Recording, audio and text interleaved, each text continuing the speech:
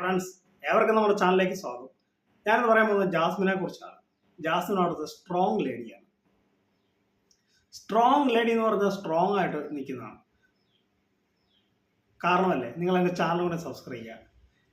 അപ്പം നമുക്ക് നമ്മുടെ കാര്യത്തിലേക്ക് കിടക്കാം.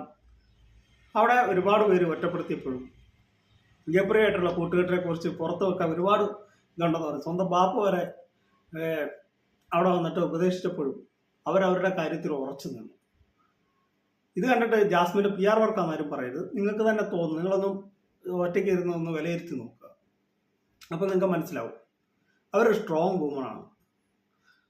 റോക്കിയോട് നേരിടാൻ എല്ലാവർക്കും പേടിയായിരുന്ന സമയത്ത് ജിൻഡോ പോലും മിണ്ടിയില്ല. ജിൻഡോയ്ക്ക് അത്ര ഹൈറ്റും ഇതെല്ലാം ഉണ്ടായിട്ടും കരോട്ടായും കുംഭവും ഒക്കെ പഠിച്ച ആളാണ്. പക്ഷേ റോക്കിയോട് പറയാൻ ജിൻഡോയ്ക്ക് പോലും മടിയായിരുന്ന സമയത്ത് ധൈര്യം ഉണ്ട തല്ലടാമെന്ന് പറഞ്ഞ് മുന്നോട്ടിറങ്ങിയ ഒരു സ്ട്രോങ് ആയിട്ടുള്ള ലേഡിയാണ് ജാസ്മിൻ. നിങ്ങൾ തന്നെ കണ്ട കാര്യമാണ്. സത്യം പറഞ്ഞാൽ ആ ഒരു ഇത് കണ്ടപ്പോൾ റോക്കി തന്നെ ഞെട്ടിപ്പോയി. റോക്കി തന്നെ എന്നിട്ട് പെട്ടെന്ന് അങ്ങ് മാറിപ്പോയി.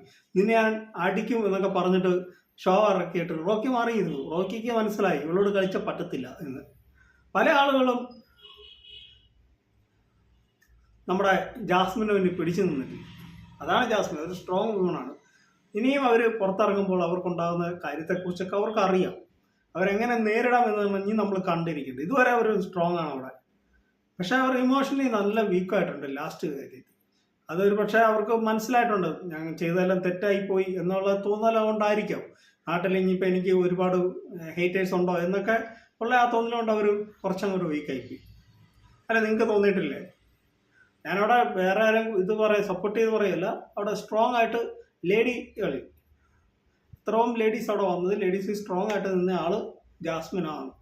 അതാണ് ഞാൻ പറഞ്ഞു തന്നത്. അപ്പോൾ എൻ്റെ ഈ കൊച്ചു വീഡിയോ അവസാനിക്കുക. നിങ്ങൾക്ക് ഇഷ്ടമായെങ്കിൽ വീഡിയോ ലൈക്ക് ചെയ്യുക, ഷെയർ ചെയ്യുക, നമ്മുടെ ചാനൽ സബ്സ്ക്രൈബ് ചെയ്യുക. Thank you.